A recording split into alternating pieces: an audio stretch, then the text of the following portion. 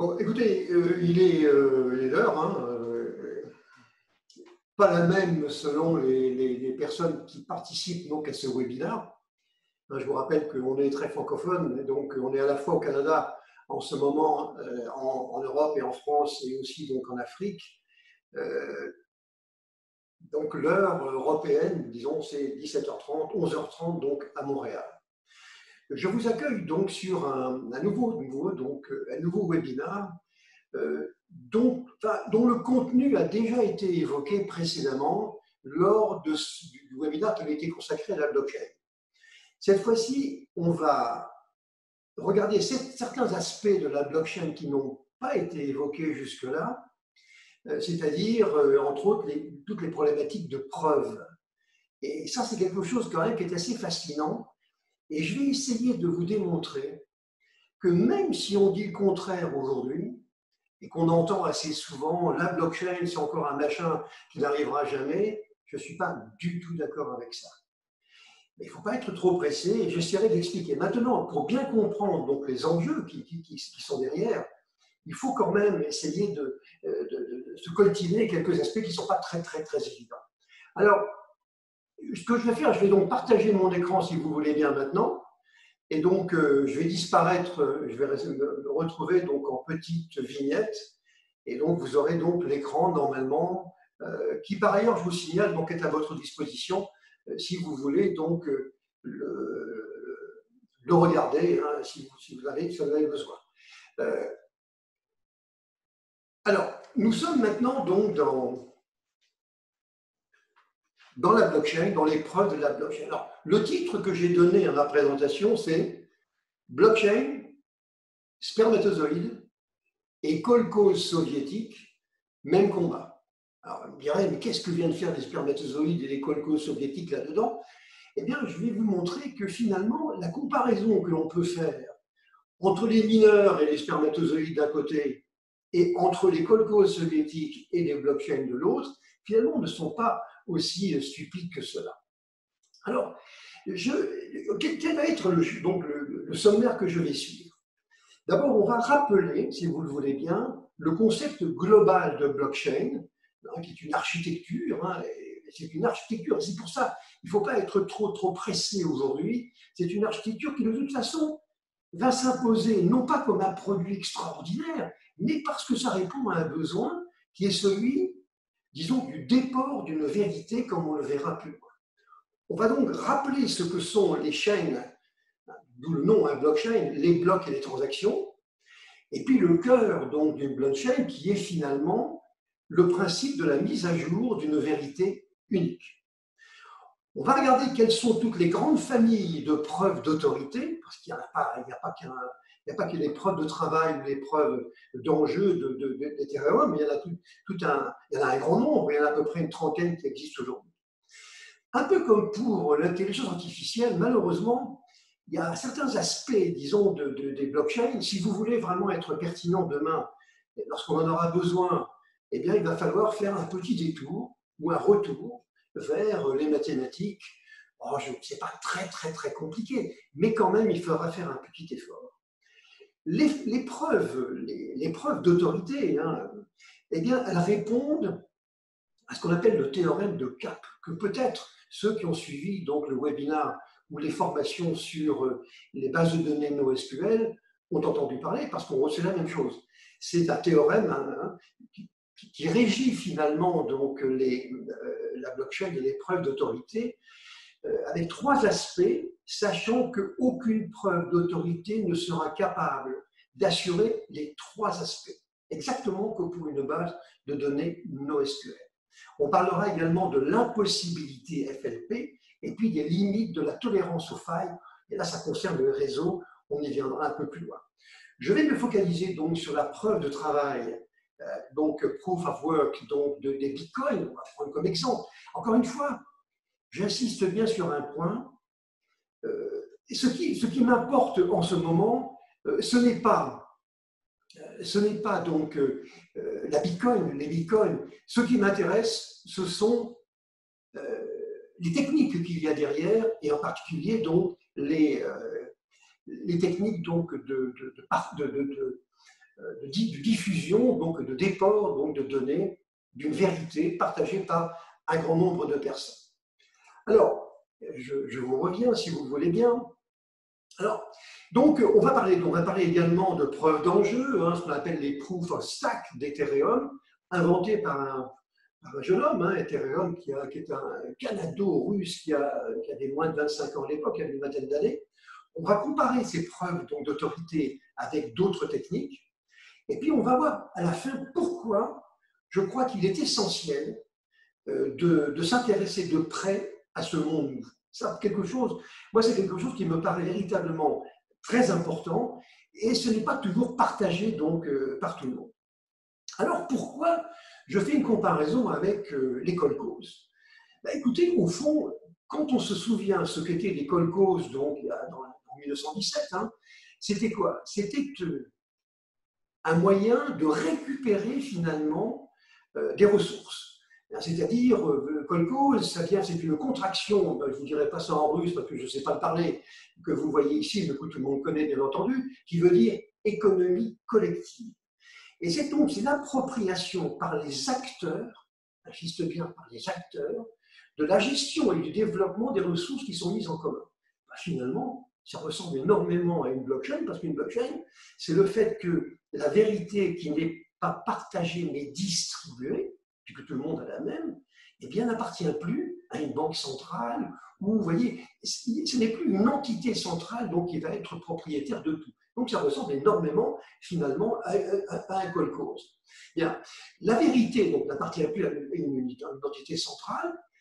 Quant à la blockchain, elle peut, contrairement donc à un kolkhoze, elle peut être privée au public. Et je crois qu'on a trop insisté sur les blockchains publiques, trop parlé donc des bitcoins, alors qu'en fait, le véritable marché qui se dessine derrière tout ça, ce sont les blockchains privées, voire même avec encore dedans des autorités de type banque centrale.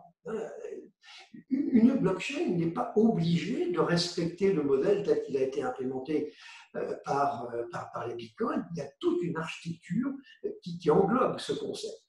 Alors, en 2020, les exemples de blockchain publiques commencent à se développer, mais je vous dis, ce sont plutôt les instances privées qui vont être intéressantes. Les applications, croyez-moi, seront innombrables parce que l'architecture est incontestable. Et on va se rendre compte progressivement que ce n'est pas idiot du tout que de fonctionner comme ça, avec un partage de vérité. On a des exemples qui existent maintenant. Il ne faut pas trop forcer le destin. Il y aura des solutions qui vont apparaître et ça va se faire tout naturellement. Donc, à mon avis, donc, il ne faut pas être trop pressé, hein, parce que les grands principes, donc, comme toujours, mettent du temps. Moi, je considère que c'est l'une des 5 plus grandes inventions, un peu par hasard, hein, de ces 30, 40 dernières années, à mon avis. Alors, cela dit, c'est une technologie quand même qui est assez complexe, hein, parce qu'elle fait appel, c'est un peu comme l'intelligence artificielle, à plusieurs concepts différents. On va parler, par exemple, de cryptographie asymétrique, avec les haches, les clés privées, les clés publiques. On parlera de signature électronique, c'est-à-dire le chiffrement par une clé privée d'un élément, hein, mais par exemple d'un hash. Hein. Le calcul des haches, qui va être essentiel quand on va parler donc des preuves. Donc, les haches vont intervenir souvent. Les haches, on peut appeler ça aussi donc une empreinte. On parlera également de l'arbre de Merkle, qui est un moyen de garantir, c'est ce qui est utilisé par exemple dans les bitcoins, le moyen de garantir qu'on ne peut pas modifier une vérité qui est implémentée quelque part dans un nœud du réseau parce que vous allez saccager l'arbre de Merkle. Et donc cet arbre de Merkle, vous allez voir, c'est une arborescence, hein, et bien d'une arborescence de H, et bien finalement c'est votre garantie que ce que vous avez dans votre réseau est la stricte vérité et qui n'a jamais été modifié. Et donc on parlera bien sûr de minage, etc. La seule question, chers amis, à se poser, c'est de savoir si la décentralisation ou le partage de la vérité présente un intérêt. Le reste n'est pas intéressant. Ce qui nous intéresse donc, c'est ça. Est-ce que décentraliser une vérité présente un intérêt? Si oui, vous allez plonger dans les blockchains. Alors, une blockchain, je le rappelle, je l'avais déjà présenté, ça s'applique à une communauté d'utilisateurs dite peer-to-peer, pair à pair, hein, qui sont réunis dans un même réseau sans qu'il y ait de hiérarchie entre eux. Les acteurs, ça peut être des simples usagers, ça peut être aussi des forgeurs, comme on le dira avec Ethereum, ou des mineurs avec les bitcoins, qui sont connectés à un nombre réduit d'autres acteurs. C'est ce que montre ce schéma ici à droite. Eh bien, un acteur A est connecté à un acteur B, qui lui-même est connecté à un acteur C, et il ne faut finalement que quelques secondes pour qu'un événement traverse tout le réseau. Les membres de la blockchain sont propriétaires d'une vérité qui est partagée donc par la communauté, que personne donc ne pourra contester, sans passer nécessairement, et c'est le petit bémol donc, que j'ajoute, passer donc par une autorité centrale.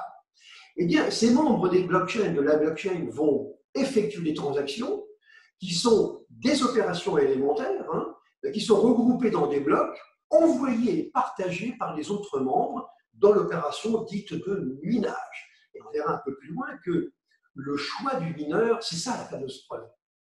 Alors que le minage, c'est un algorithme. Autrement dit, si vous voulez, chacun va être informé de la nature des transactions réalisées, même si celles-ci ne le concernent pas.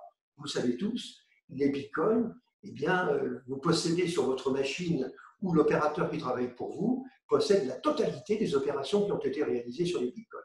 Je vous ai mis ici sur ce petit schéma, c'est toujours bon de rappeler un peu quelques idées. Les blockchains publiques et les blockchains privées, avec les membres, qui sont-ils? Une blockchain privée, ça sera donc des membres autorisés. Qui crée les transactions? Eh bien, n'importe qui dans une chaîne publique et des membres autorisés dans une chaîne privée. La vitesse des transactions dans une chaîne publique, elle est assez faible. D'abord parce que le nombre souvent d'intervenants est très élevé, et donc c'est pas très évident, hein, donc ça peut être relativement long comme opération. Par contre, c'est très rapide, ça peut être très rapide avec une blockchain privée. Le coût des transactions, vous voyez, est élevé avec une blockchain publique, mais très faible pour une blockchain privée, et ça peut être d'ailleurs l'un des arguments que vous pourrez mettre en avance pour développer un projet de ce type. Alors, les preuves de ce qu'on appelle la recherche des consensus, hein, c'est les preuves de travail, c'est les preuves d'enjeux, les POS, les preuves déléguées d'enjeux. Et puis, il y en a d'autres, un PDFT pour les blockchains privées, les preuves d'autorité. Vous verrez, il y a à peu près une trentaine de techniques, d'algorithmes qui permettent de choisir un mineur ou un forgeur. La confiance anonyme, confiance dont aucune confiance n'est exigée entre les membres, c'est l'algorithme de la blockchain qui va jouer ce rôle. Là, par contre, dans une blockchain privée, il faudra qu'il y ait une confiance entre les différents nœuds. L'identité anonyme ou pseudonyme en blockchain publique, identité donc connue dans une blockchain privée, donc identification. Voilà. Donc, on retrouve assez souvent, donc, en termes de ressources pour les blockchains publiques, on trouve souvent des monnaies telles que Bitcoin hein, ou Ethereum, hein, alors que pour une blockchain privée, on peut imaginer n'importe quoi. Hein, j'avais eu l'occasion d'expliquer lors d'un webinaire qui était consacré aux blockchains qu'au Ghana, ils traitaient maintenant le cadastre des parcelles, le cadastre des parcelles agricoles par une blockchain. Oui, elles ne sont pas nécessairement de nature financière, il faut bien le savoir. Alors, on peut simplement rappeler, parce que ce n'est pas l'essentiel de notre sujet aujourd'hui, hein, la fameuse métaphore donc, des généraux byzantins, et vous voyez ici sur cet écran donc, la présence de Satoshi Nakamoto, qui est l'inventeur des bitcoins, hein, donc, il y a quelques années maintenant. Et le principe d'une blockchain est fondé donc, sur la métaphore des généraux byzantins. C'est un problème qui est bien connu, vous savez, en mathématiques, et qui consiste à s'assurer qu'un ensemble de nœuds qui constitue un ensemble, donc un réseau, est capable de gérer les défaillances et les malveillances et garantir donc la fiabilité et la pertinence du système si nulle part minoritaire mais non négligeable des nœuds venait à sortir du droit chemin, hein, soit d'une manière volontaire ou pas. Le processus de blockchain, c'est bien un algorithme de mise à jour donc des chaînes de blocs des participants, et chaque bloc témoigne de la réalité des transactions par ce système de minage. C'est le cas de Bitcoin, ça sera le cas d'autres systèmes.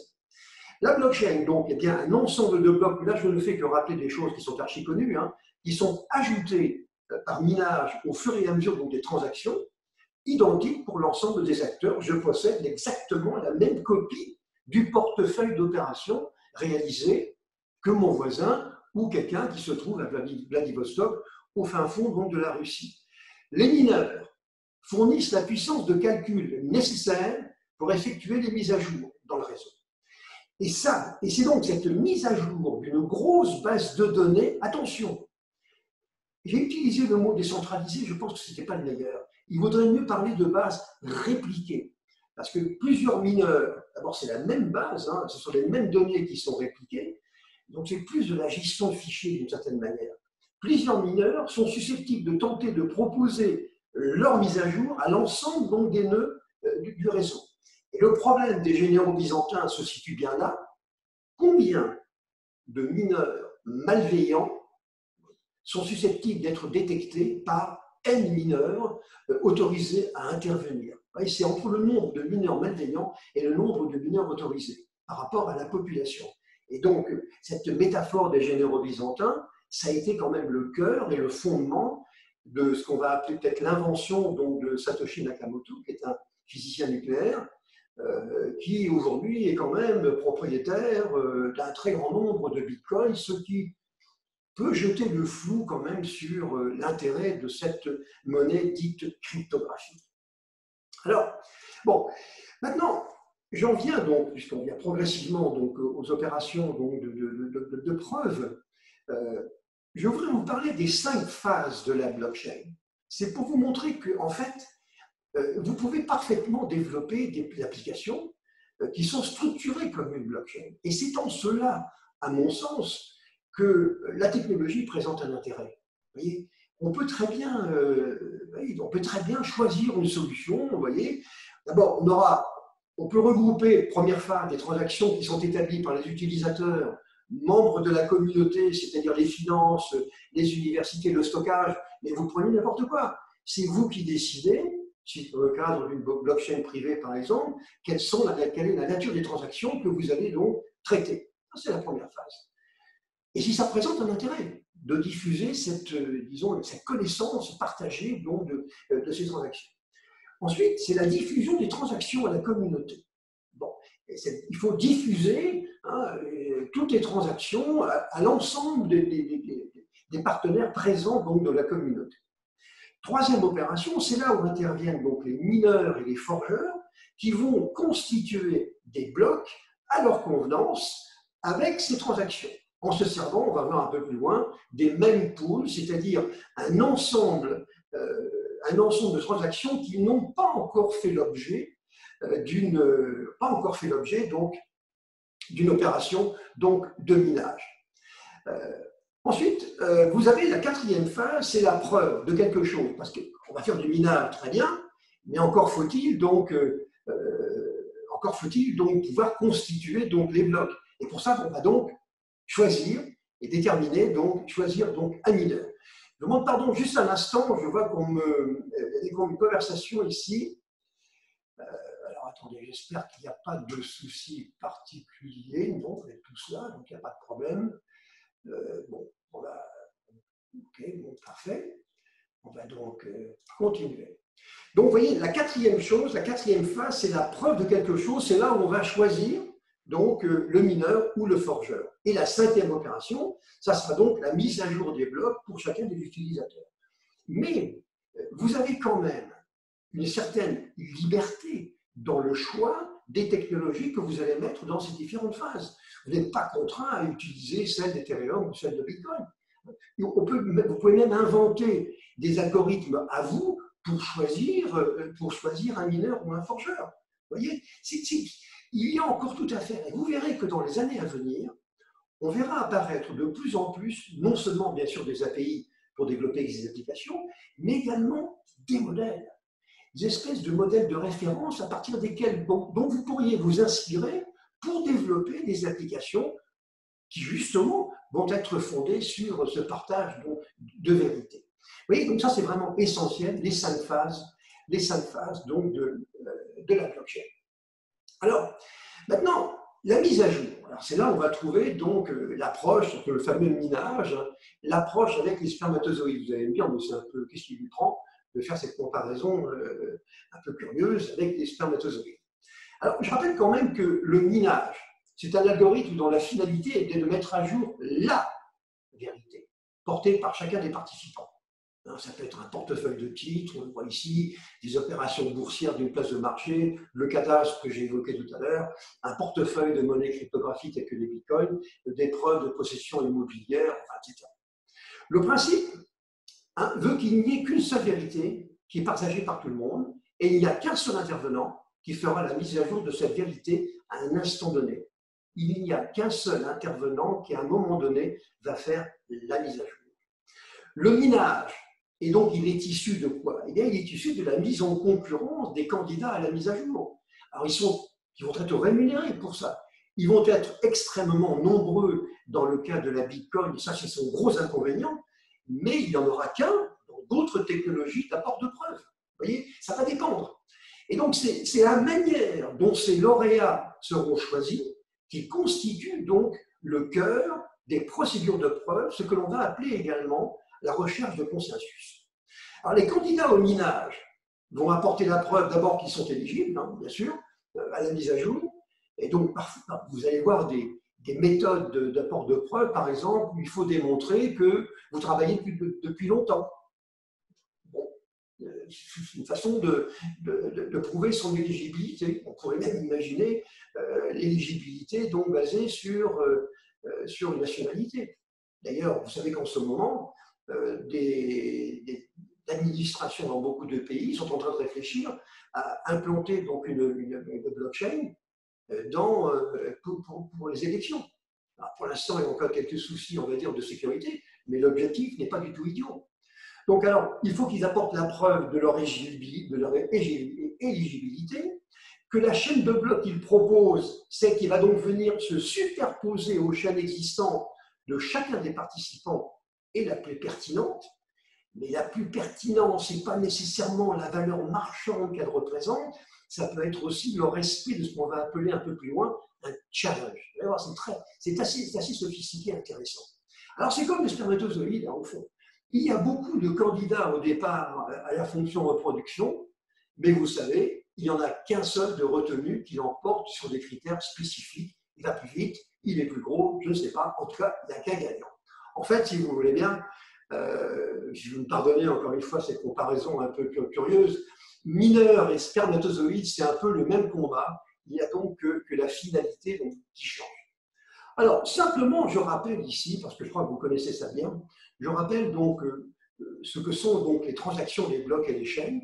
Je rappelle qu'une transaction, ça regroupe une ou plusieurs opérations élémentaires avec leur nature et l'identité de l'opérateur qui a réalisé cette opération. On ne désigne pas les émetteurs et récepteurs par leur nom, hein, ceux qui vont donc stocker, qui font partie de la blockchain, stocker donc les transactions regroupées dans des blocs, mais par leur clé publique, qui est attribuée lorsqu'ils se sont intégrés à la communauté. En fait, le hash de ces clés, en réalité, hein, qui est calculé par un algorithme, par exemple en Bitcoin, qui est l'algorithme donc SHA-256, mais il y en a d'autres. Chaque transaction est horodatée. On en voit ici un exemple, ici à droite, hein, et peut comporter donc des informations complémentaires. Hein, on peut retrouver ça. On est assez libre d'ailleurs dans la manière d'organiser nos transactions, et je vous l'ai dit tout à l'heure, si vous développez un projet spécifique, eh bien, vous pourrez très bien mettre ce que vous voulez là-dedans. Hein.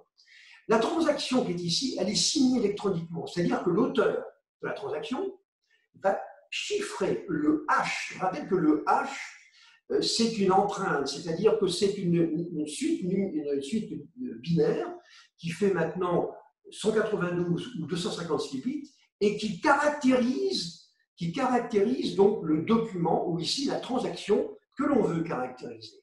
Bien, ça c'est un hash. Il se trouve que la probabilité pour générer le même hash avec deux documents différents ou des transactions qui sont différentes, elle est quasiment nulle. Vous voyez, ça c'est donc le hash. Eh bien, la transaction donc, est signée électroniquement, c'est-à-dire que le hash, eh bien, il est chiffré hein, avec la clé privée de l'auteur de la transaction. Vous voyez, donc, c'est bien une signature électronique. Et le fait de signer la transaction donc, permet donc de garantir son intégrité, mais aussi à un usager de demander le détail d'une opération directement à son auteur, celui-ci étant le seul à pouvoir la déchiffrer, puisqu'il est le seul à posséder la clé publique. Et les transactions, certaines, peuvent se contenter d'un simple hash plutôt qu'une signature électronique. Et tout cela, toutes ces transactions vont devoir aboutir dans un ensemble de blocs. Alors vous voyez ici le bloc 51, le bloc 52, 53, 54. Et donc, il y a une transaction, un bloc qui aura été validé par une opération de minage, eh bien, comportera un certain nombre de transactions. Voilà. Et qui sont donc validées. Cela dit, dans un nœud, un participant donc au réseau, il a donc une mempool. Dans cette mempool, il y a ces transactions et toutes n'appartiennent pas nécessairement donc à un bloc. Et ça sera d'ailleurs l'une des choses que l'on va contrôler et vérifier avec l'opération de minage. Alors, le format des blocs maintenant. Alors, le format des blocs, il est assez. J'ai pris l'exemple ici l'exemple donc de Bitcoin. Chaque bloc est structuré de manière identique. Alors, il comporte un numéro séquentiel. C'est le hash du bloc précédent auquel il est lié. La liste d'un certain nombre de transactions que le mineur aura reçues, un horodatage, mais aussi un arbre de Merkle. Alors, vous le voyez ici, Merkle, c'est un mathématicien donc, qui a inventé donc, ce concept. En fait, c'est quoi? C'est qu'on met dans le bloc, on va mettre la racine d'une arborescence dite de Merkle. C'est quoi ce machin? Eh bien, vous voyez sur cette arborescence, ici au milieu donc, de votre écran, vous avez transaction A, transaction B qui appartiennent donc au bloc. Chacun possède un hash. Eh bien, au niveau supérieur, au niveau juste au-dessus, on crée un hash supplémentaire qui est celui de la somme des deux hash élémentaires du niveau en dessous.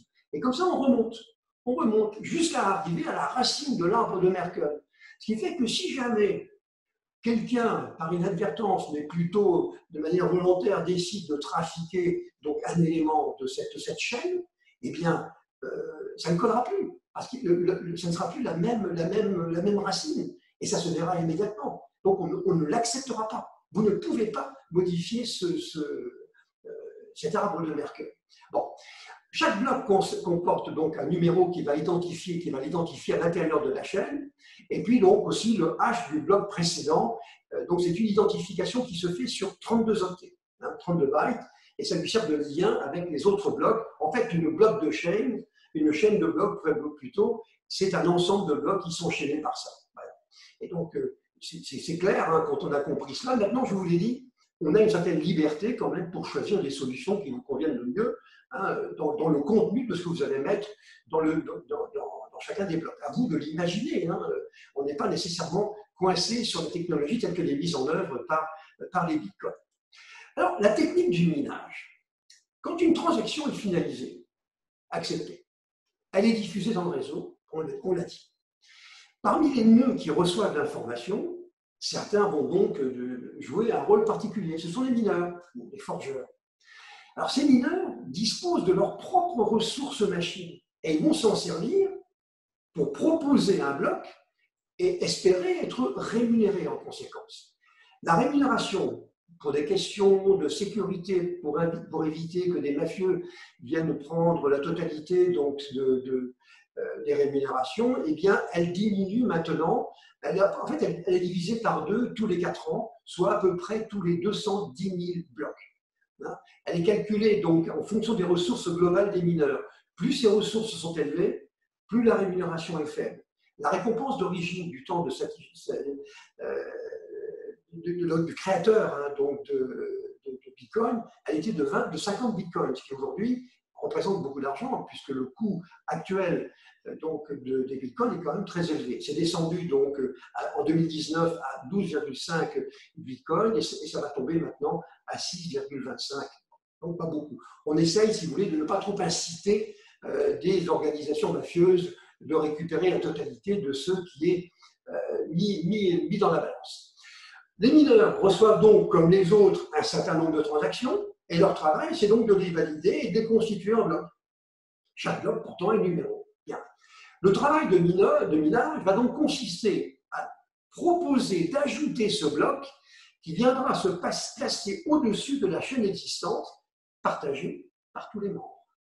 Alors, sachez que le 23 octobre 2018, la blockchain Bitcoin comportait 10 021 nœuds et plus de 650 000 blocs valides. Alors, c'est une monnaie cryptographique dont on a dit qu'elle n'était... en fait, ce n'est pas vraiment une monnaie, hein, puisqu'une monnaie, on bat la monnaie en fonction de l'économie. Actuellement, on en aurait bien besoin avec le corona. Mais là, ce n'est pas tout à fait la même chose, puisque le Bitcoin est une limite vers laquelle on va tangenter sans jamais l'atteindre. Donc, les mineurs, à partir de leur propre même pool, et donc vont choisir un certain nombre de transactions. Alors, le plus souvent, ils vont privilégier celle dont la valeur marchande est la plus élevée. Pourquoi? Parce qu'il y a une fee registration qui est affectée à chacune d'elles. Et distinction que sait faire donc l'algorithme de Bitcoin, l'application de preuves de travail, donc chacun des nœuds clients. Vous voyez, donc ils vont choisir, et ils vont donc choisir les transactions, et on va voir que maintenant, le secret de l'opération, justement, c'est le fameux challenge. Alors d'abord, avant d'aller sur les challenges, puisque je viens de vous dire il y a quelques instants que la blockchain nécessite quand même d'avoir un certain nombre de connaissances mathématiques, alors je vous les ai mis ici, pas tellement pour faire peur, hein, mais bon, par hasard, vous pourriez tomber là-dessus. Bon, je ne vais pas insister, bien entendu, hein. Bon, c'est des noms quand même un peu abscons, c'est moins qu'on puisse dire.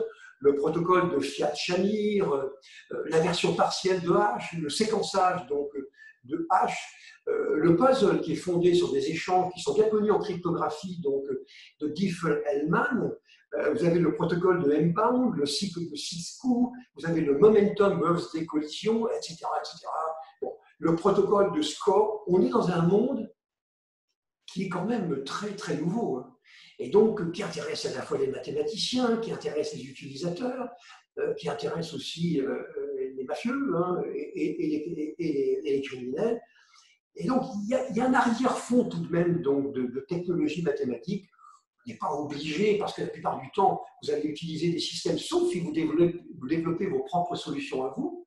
Mais si vous développez votre solution à vous, il faudra quand même mettre le nez, au moins dans ce que font ces différentes bases mathématiques. Alors, je vous les ai indiquées ici pour être complet. Alors maintenant, on va raisonner pourquoi. On voit bien qu'on est ici maintenant dans une opération de minage, et donc le minage va consister à mettre à jour des chaînes de blocs qui appartiennent à chacun des participants. Bien. Et ces participants sont donc regroupés dans un réseau. Alors, il y a trois choses que vous devez connaître. D'abord, le théorème de Cap, qui dit la chose suivante. Il est impossible pour un système de calcul distribué, tel qu'on parle ici, de garantir strictement et en même temps les trois contraintes suivantes. De cohérence, c'est-à-dire que tous les nœuds du système voient exactement les mêmes données au même moment. De disponibilité, toutes les requêtes émises reçoivent une réponse. Et de tolérance au partitionnement, aucune panne, hormis la coupure totale, ne doit empêcher le système de répondre correctement. S'il y a une scission dans le réseau, il faut choisir entre la cohérence et la disponibilité, parce qu'on ne peut pas avoir les deux. C'est le principe de CAP, exactement la même chose d'ailleurs que pour les bases de données NoSQL, mais là on parlera donc de tolérance au partitionnement de la même manière, on parlera de cohérence et puis d'autres critères. Bien. Le deuxième élément qu'il faut avoir en tête, c'est l'impossibilité dite FLP. Alors le FLP, ça vient du nom des auteurs de l'article fondateur en 1985, vous voyez, tout ça n'est pas forcément très récent, hein, Fisher, Lynch et Patterson, dans un réseau asynchrone pour lequel il ne peut pas y avoir de latence imposée. Si dans un réseau asynchrone, dans lequel il n'est pas possible, on n'a pas de latence imposée, hein, de temps d'accès, il n'est pas possible d'atteindre le consensus dans un intervalle de temps donné, si l'un des nœuds ou plus est en panne ou malhonnête. C'est les fameux généraux félons du modèle byzantin. C'est ce qu'on appelle l'impossibilité FLP, donc ça vaut la peine de regarder d'un peu plus près, parce que vous serez probablement donc, interrogé sur ce sujet si l'idée vous prend donc, de développer des applications de ce type. Et quant aux limites à la tolérance aux fautes, eh bien, ça indique le pourcentage de défaillance de nœuds que le réseau peut supporter.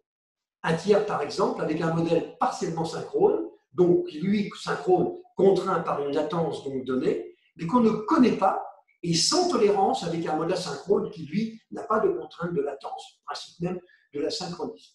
Donc, je vous recommande, hein, c'est ce qui est montré sur ce schéma ici, je vous recommande donc de vous imprégner, si vous voulez, de ces trois concepts, hein, donc théorème de Cap, impossibilité FLP et limite donc à la tolérance au fautes. Bien. Alors, on arrive donc aux preuves maintenant. Donc, je vais commencer par une première preuve, hein, la plus connue, la preuve de travail. La preuve de travail qui a été inventée donc par notre ami physicien nucléaire, Satoshi Nakamoto, hein, est un moyen donc de garantir la mise à jour, comme le fait normalement donc un image. Alors ça marche comme ça, cette preuve de travail, c'est-à-dire le choix finalement de celui qui va être désigné, le mineur qui va être désigné pour faire la mise à jour des différents portefeuilles de données, donc au sens portefeuille très large, hein, c'est pas forcément des valeurs financières. Quand il a constitué un bloc, le mineur va essayer d'en faire le nouveau bloc vérité. Très bien. Et donc bénéficier de la rémunération. L'idée, c'est Satoshi Nakamoto qui avait imaginé ça, hein, pour résoudre ce problème donc, de mise à jour. L'idée était donc de proposer pour les différencier et pour les séparer un challenge à tous les candidats mineurs, sachant qu'il n'y aura qu'un seul gagnant, le spermatozoïde, hein, que les mineurs vont tenter de résoudre. On va leur dire, voilà, vous êtes 15 000 mineurs qui voulaient faire la mise à jour, eh bien, je vous pose une colle. Hein. Eh bien, le premier qui arrive à résoudre cette colle, ce qu'on va donc appeler le challenge, eh bien, il a gagné. C'est le spermatozoïde gagnant. Alors, le challenge dans le cadre de Bitcoin, vous allez voir, c'est très différent avec les autres méthodes de preuve, hein, revient donc à demander aux mineurs d'ajouter un nombre au bloc qu'il constitue. Ce que l'on appelle le nonce, Number Only Used Once, c'est-à-dire de 4 octets, donc ça fait 32 bits, hein, c'est une valeur numérique, et donc vous insérez, que le mineur va insérer dans le bloc, et donc il va donc devoir recalculer le hash du bloc avec ce nonce. Voyez. Alors, l'idée ici, c'est que le challenge, eh bien, c'est d'imposer une condition au hash qui va être calculé, qui va devoir commencer par exemple par 10 fois le chiffre 0. Ici un petit exemple, 10 fois 0, et en hexadécimal, FEC 23. Vous voyez. Donc ça revient en fait à exiger que le hash calculé soit inférieur à une certaine valeur. Alors, on dira ici que la complexité est de 10. Mais aussi, on peut choisir d'autres nombres de zéros. Hein. Ça peut être 6, 7, 8, 0, tout dépendra, alors, soit du nombre de mineurs. Voyez, s'ils sont nombreux et qu'il y a des risques de sécurité, peut-être on imposera donc une complexité, on va dire, donc de 10. Alors, ce qui est important, et ça, il faut reconnaître que Satoshi Nakamoto a été génial, c'est qu'on ne peut pas prévoir la structure du hash à partir du document que vous allez hasher. C'est-à-dire que vous prenez votre document, vous ajoutez un nonce dedans, mais vous ne pouvez pas savoir la tête que va avoir donc le hash qui sera calculé. Donc ce qui fait que les mineurs, c'était ça qui était génial, doivent tester toutes les valeurs du nonce jusqu'au moment où ils aboutissent à un hash qui va commencer par 10 zéros. Si on a pris une complexité de 10. Mais comme 32 bits, 8 x 4, 32, c'est un nombre entier parmi plus de 4 milliards, je ne sais pas si vous vous rendez compte du temps de calcul que ça va nécessiter avant d'arriver au résultat. Alors il se trouve que donc, une fois que le premier vainqueur, enfin, celui qui aura trouvé donc, un hash avec un nonce qui va donc donner 10 zéros pour commencer, hein, eh bien, il deviendra donc le vainqueur et c'est son bloc à lui qui sera transmis au reste de la communauté. Alors, ça prend en moyenne à peu près, dans le cadre des bitcoins, à peu près une vingtaine de secondes, avec bien entendu mise à jour des mempools, mempools qui vont être expurgés des différentes transactions qui ont été choisies et récupérées par le mineur, donc le spermatozoïde de vainqueur, par les mineurs pour faire donc la mise à jour. Oui. Alors, tout dépend bien entendu pour calculer ce hash de la capacité informatique donc, du mineur. Vous voyez, si vous avez une petite machine dans un coin, bon, vous allez passer quelques milliers d'années avant d'arriver au résultat.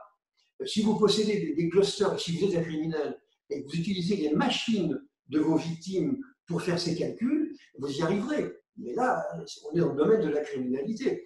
Donc, vous voyez, tout dépendra donc de la capacité informatique de ce mineur.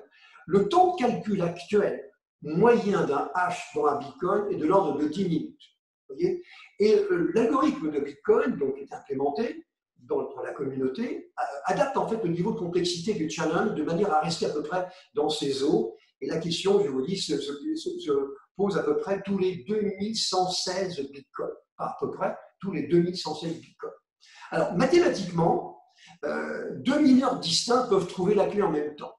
On pense que c'est en même temps, à peu près en même temps. Dans ce cas, le bitcoin va prendre le bloc le plus long. Ça va bien faire un choix, hein. Celui qui comporte le plus de transactions, ou les autres mineurs qui avaient été choisis, hein, très choisis, deviennent des oncles et ils tombent dans l'oubli parce qu'il n'y en a donc qu'un seul. Ça, c'est ce qu'on appelle la preuve de travail. Alors, le souci de cette affaire, c'est que, et on lui a beaucoup reproché, c'est que finalement, la preuve de travail, telle que l'avait imaginé notre physicien, eh bien, présente beaucoup d'inconvénients et beaucoup de défauts. D'abord, vu que vous pouvez avoir des dizaines de milliers de mineurs, de gens qui veulent être de mineurs, mais qui veulent être désignés pour faire la mise à jour, la consommation électrique va être effarante. Elle a été estimée à 3 gigawatts pour la seule Chine en 2014. Vous voyez, parce que les mineurs sont très nombreux. Alors ça consomme beaucoup et pour l'essentiel en pure perte. Et c'était évalué d'ailleurs en 2019 à peu près à l'équivalent de la consommation d'un pays comme l'Irlande. Il y a un organisme de consultants qui s'appelle Power Compare, donc qui estime que Bitcoin à lui seul consomme plus d'électricité qu'une vingtaine de pays en Europe et que 159 à l'échelle mondiale. Ça, c'était donc en 2018. Si une organisation dispose d'une puissance supérieure à 51% de la totalité de la puissance de minage nécessaire, eh bien, elle est certaine, oui, donc elle est absolument certaine de l'emporter et elle sera donc rémunérée en tant que telle. D'où l'idée de baisser la rémunération au fur et à mesure de la progression donc, de la chaîne de blocs, de manière à ce qu'elle soit de moins en moins attractive. Les bénéficiaires des paiements, en plus, ça c'est un inconvénient également de ce système de preuve de travail, eh bien, ont tendance à se débarrasser rapidement de leur montant cryptographique, car comme il s'agit d'une monnaie, c'est une monnaie, donc ils se dépêchent de les traduire en euros ou en dollars, et ça fait mécaniquement donc baisser sa valeur marchande. Et puis, moi, je pense qu'il y a un autre inconvénient, qui est celui, on va dire, de la primauté. Le principal inconvénient, c'est d'avoir été le premier à monter sur scène pour la preuve de travail. Et ça a permis à ses détracteurs, hein, preuve de... voyez, donc, les autres preuves de débusquer donc, des zones d'ombre et de proposer donc, des solutions qui sont plus pertinentes. Alors maintenant, je vois une autre solution qui sont donc les preuves d'enjeu. Alors, c'est les deux grandes techniques que l'on utilise maintenant, preuves d'enjeu, donc les preuves de travail. Alors, preuve d'enjeu en anglais, proof of stake, c'est une preuve de participation, ça a été imaginé par Sonny King et Scott Nadal, c'était en 2012, qui était une réponse finalement à la preuve de travail. Dans ce cas d'une preuve d'enjeu, il n'y a à un moment donné qu'un seul mineur, qu'on n'appelle pas un mineur, mais le validateur, qui est susceptible de proposer une chaîne de blocs. La fonction de minage dont on parle, telle qu'elle a été conçue, n'attribue l'opération qu'à l'un des nombreux mineurs qui s'appellent les forgeurs. Le validateur, c'est celui qui gagne, hein, et puis les autres, ce sont donc des forgeurs. La preuve d'autorité consiste à le choisir, dans le cas d'une preuve d'enjeu. Chacun des mineurs, pour être choisi, doit être propriétaire d'un certain volume de monnaie cryptographique et la probabilité pour qu'un candidat mineur soit désigné est proportionnelle au nombre de cryptos, de monnaie, hein, qu'il aura dans son portefeuille et qu'il aura mis en dépôt dans l'organisation. D'où le terme d'enjeu. Vous voyez, ici, ce n'est pas la même chose. On n'est pas sur un challenge. On dit, ben voilà, voilà quelqu'un qui veut faire du minage, il est très concerné puisqu'il possède un grand nombre de cryptos qu'il va mettre donc dans l'organisation, qui va servir finalement d'enjeu. C'est ça une preuve d'enjeu. Donc c'est fondé sur quelque chose de tout à fait différent.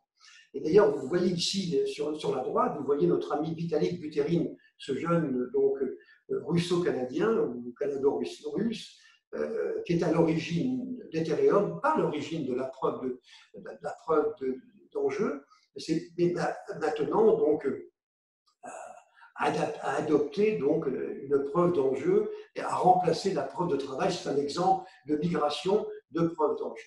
Bien. Alors maintenant, on peut donc regarder donc, quelques exemples de preuves d'enjeu. Il y en a beaucoup qui se sont succédés dans le temps. La première a été les Peercoin. Certaines d'entre elles ne se contentent pas donc d'un montant en crypto, mais elles tiennent compte aussi donc de l'âge du dépôt et d'autres paramètres. Au départ, la fonction validation était attribuée à un intervenant différent toutes les secondes. Pourquoi pas? Dans d'autres algorithmes, il n'y a pas de sélection. Elle est remplacée par une procédure pour mettre tous les validateurs d'accord sur le prochain bloc de mise à jour, pour autre chose. Mais quelle que soit la méthode choisie, dans les preuves d'enjeu, pour retenir ou non un validateur, toutes les preuves d'enjeu se caractérisent par le fait que les candidats doivent déposer un montant de monnaie cryptographique et le bloquer. Par exemple, si à un instant donné, Marcel a déposé 1000 cryptos, et l'unité d'ailleurs peut être un jeton ou une monnaie, que Robert a déposé 40 cryptos et qu'Evelyne a déposé 600 cryptos, bien c'est Marcel, et qui aura les plus grandes chances d'être le validateur chargé de la mise à jour du prochain bloc. Mais vous pouvez ajouter à cela d'autres critères de désignation. Le gros avantage, à mon sens, mais tout le monde le reconnaît, en tout cas par rapport à la preuve de travail, c'est que le process consomme beaucoup moins d'énergie, puisqu'à un moment donné, il n'y a qu'un seul validateur consommateur en activité. Vous voyez, on est à des années-lumière de la consommation donc, de la preuve de travail. Cela dit, il a un gros défaut, ce qu'on appelle le nothing at stake, ou rien à perdre, qui tient à ce que dans la majorité des preuves d'enjeu, c'est que l'on constate, les validateurs sont récompensés pour la production de blocs, mais qui ne risquent pas de pénalité. De sorte que lorsqu'il y a beaucoup de transactions à valider, le validateur a intérêt à créer autant de blocs que de transactions pour être sûr d'avoir créé la bonne chaîne avec le bon bloc. Et qui risque donc de bloquer le process puisqu'il pourra dédier sa capacité donc, de calcul de manière autoritaire et ne pas traiter les blocs comme il devrait l'être. Vous pourrez regarder plus en détail, je ne m'étends pas sur ce sujet. Donc, nothing at stake, c'est le gros défaut, donc, de cette preuve d'enjeu. La solution pour éviter ce problème peut être donc de pénaliser les validateurs s'ils minent plusieurs blocs simultanément. Sanction, par exemple, qui peut aller jusqu'à la confiscation de leur mise. Pas très agréable, mais donc pourquoi pas. Donc, vous voyez quelques exemples donc, de preuves d'enjeu. Maintenant, je vous ai dit tout à l'heure que Peercoin a été donc la première monnaie cryptographique à utiliser la preuve d'enjeu. Donc, on est donc en 2012-2013. Peercoin exploite un mécanisme qui est un peu hybride de preuve de travail avec de preuve d'enjeu. Le validateur est sélectionné à la fois sur un montant d'enjeu et sur la date de son dépôt. C'est-à-dire qu'on favorise ceux qui ont beaucoup de sous, beaucoup de valeurs, mais qui sont anciens donc dans l'organisation. Pas idiot, Un autre exemple, c'est NXT, ça remonte également à 2013, qui est très intéressant. Il a été le premier à ne pas appliquer un algorithme de preuve mixte comme le faisait Peercoin. C'est à la fois une crypto-monnaie et un système de paiement décentralisé. C'est les deux à la fois. Même, donc, fait partie de la même mouvance. Alors, c'est assez curieux cette affaire, c'est ce qu'on appelle, c'est une hard fork donc, de NXT au départ, mais qui a été revue donc, depuis de A à Z, de fond en comble, et qui exploite désormais une preuve de réputation, de manière à minimiser le seul critère de possession des cryptos. Alors, c'est pour ça que j'ai cité donc l'origine de ce mouvement. Ça va tout à fait dans le sens humaniste de cette organisation américaine qui, tenez-vous bien, tente de restructurer l'économie sur des bases plus saines, dans laquelle l'être humain, plus que l'argent, doit jouer le premier rôle. Autant dire, vous serez d'accord avec moi, qu'elle n'est pas au bout de ses peines, surtout aux États-Unis et surtout en ce moment. Ethereum, de notre ami donc Vitalik Buterin, donc fonctionne encore pour quelques mois sur la preuve de travail. Mais celle-ci sera remplacée donc prochainement par Casper, qui est une preuve d'enjeu issue de l'adaptation d'un algorithme qui, à l'origine, cherchait à réduire l'intervalle de temps entre les blocs d'une preuve de travail. Donc c'est quand même très proche des preuves de travail. Alors actuellement, il y a 2 implémentations de Casper qui sont développées en parallèle. Et donc qui sont mises au point par une par Vitalik Buterin, hein, et puis une autre. Donc il y a deux solutions qui vont apparaître, on n'entre pas trop dans le détail. Alors, il y a d'autres méthodes, hein. Par exemple, il y a Dash, il y a les PIVX qui mettent en scène des nœuds maîtres. Cette fois-ci, on n'est plus dans un mode égal à égal, comme dans une blockchain classique, hein, qui utilisent, donc il y aura donc des nœuds qui seront plus maîtres que les autres, et qui vont utiliser également une preuve d'enjeu.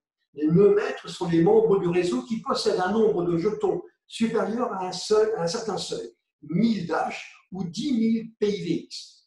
Et ils sont rémunérés pour participer de manière limitée à la recherche de consensus, tout en fournissant certains services au réseau. Alors il y a tout un nombre, je vais vous les montrer, hein, il y en a énormément, hein. Vous allez voir toute une série donc, de preuves qui existent sur la planète, et c'est assez amusant de regarder, et je suis convaincu que dans le cadre de vos projets que vous allez évidemment développer, eh bien, vous allez trouver des solutions qui seront passionnantes là-dedans. Vous irez peut-être picorer ici, dans une méthode ici, prendre autre chose ailleurs. Voilà, ça va fonctionner comme ça. Et c'est quelque chose d'assez fascinant du point de vue conceptuel. Je fais une petite comparaison ici qui est bien connue entre la preuve de travail et puis la preuve d'enjeu. Vous voyez la preuve de travail à gauche, la probabilité pour miner un bloc est liée à la puissance de calcul qu'un mineur peut mettre en œuvre. Là, avec l'enjeu, la probabilité pour miner un nouveau bloc est proportionnelle au montant de tokens de crypto que le candidat peut bloquer, hein, c'est son enjeu. Pour le travail, une récompense est donnée au premier mineur qui résout le challenge. Avec l'enjeu, les validateurs ne reçoivent pas de récompense, à la place, ils obtiennent des droits à l'usage dans le réseau, mais ça, c'est assez variable. Il y en a aussi donc, qui permettent donc de récompenser donc, les validateurs. Et puis enfin, donc, dans la preuve de travail, tous les mineurs sont en compétition. Les communautés tendent à se concentrer, celles qui possèdent les ressources de calcul les plus importantes. Disons que les amateurs, avec ma petite machine, qui va essayer de gagner 3 euros ou 3 $, ça c'est terminé. Et quant aux preuves d'enjeu, la preuve d'enjeu est moins coûteuse et surtout elle est moins énergivore que la preuve de travail, mais elle peut aussi, ce qui sera également reproché, manquer d'efficacité.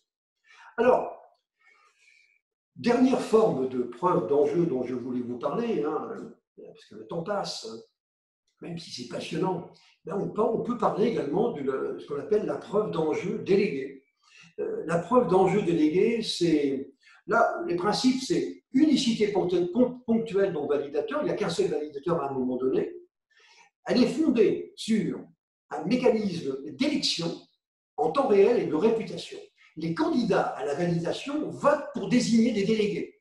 La valeur de leur vote est proportionnelle au montant des tokens ou cryptos qu'ils ont déposés. Ça doit vous rappeler la manière dont les élections américaines sont faites avec les grands électeurs qui, pour le nombre, dépend de chacun des États américains. Au fond, c'est un petit peu la même idée. Et ce sont les délégués qui vont valider les blocs et seront donc rémunérés en conséquence. On est toujours dans les élections américaines.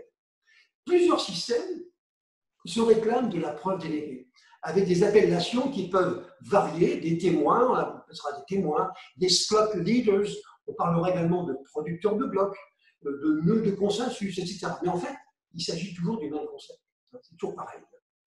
Bien, le travail des délégués dans une preuve d'enjeu délégué n'est pas neutre. Ils doivent s'assurer que leur nœud est toujours actif, récupérer les transactions qui circulent sur le réseau, comme un mineur ou un forgeur, valider les transactions, etc.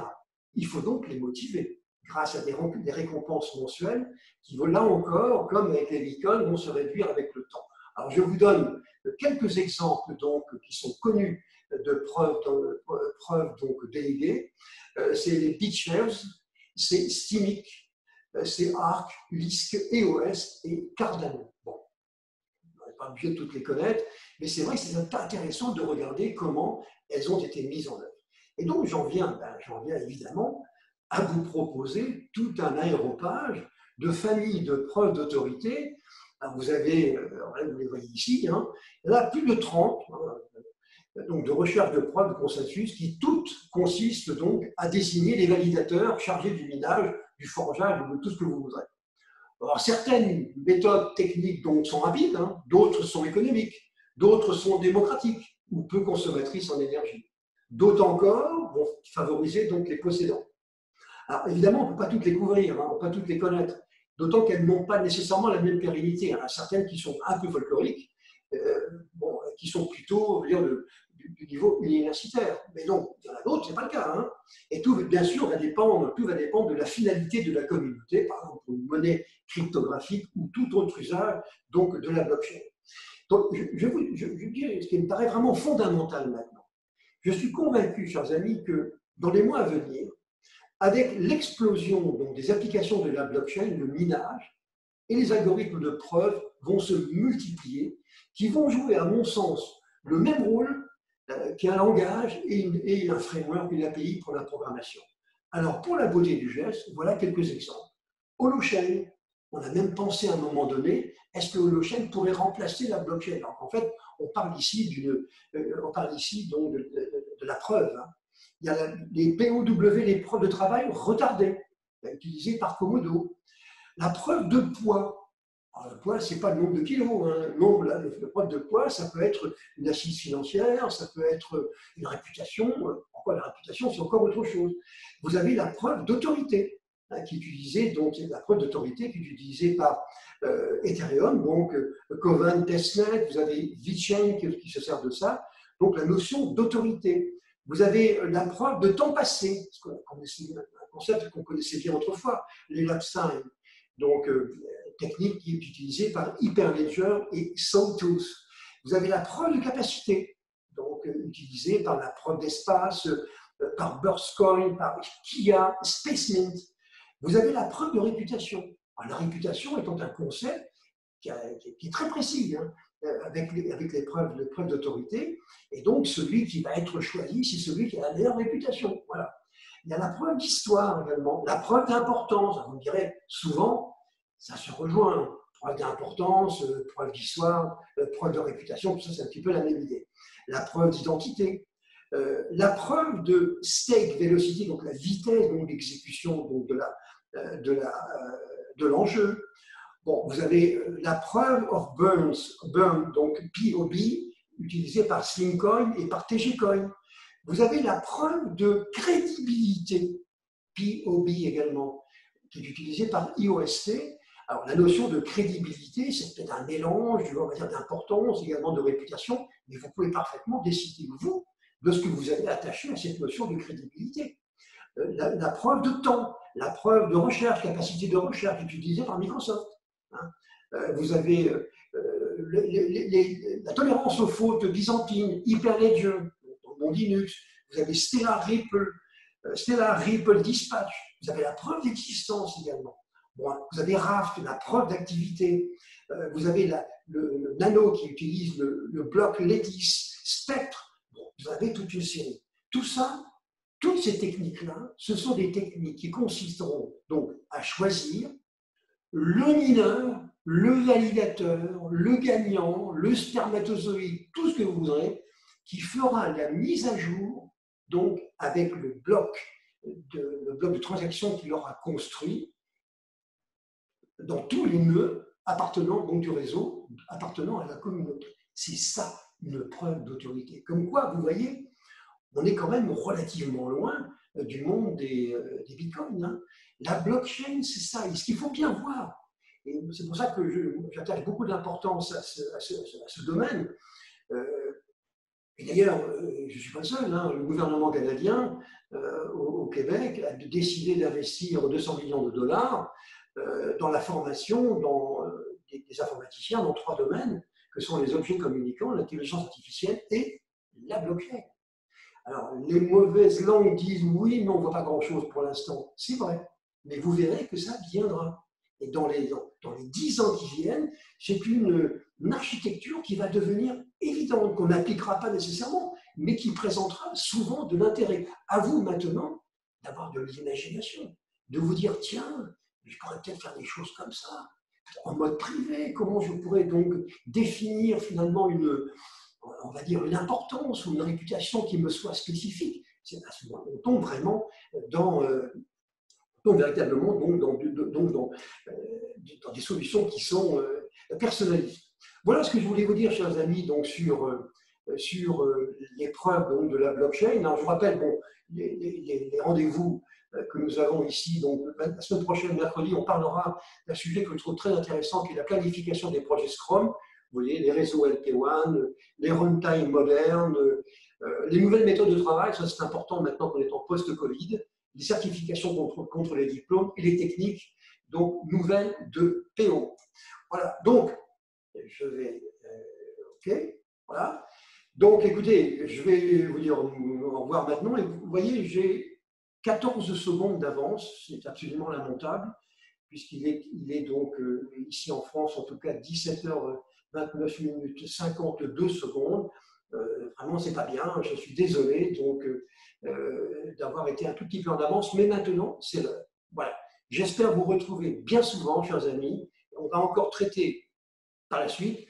Alors, je voulais vous rajouter une chose, c'est que tout a été enregistré dans le monde chez Zoom, mais on a également enregistré avec des caméras télévision en ce moment, ce qui fait que si vous voulez avoir la totalité donc, de la présentation après la post-production, ou alors simplement l'enregistrement de cette présentation, nous sommes bien entendu à votre disposition.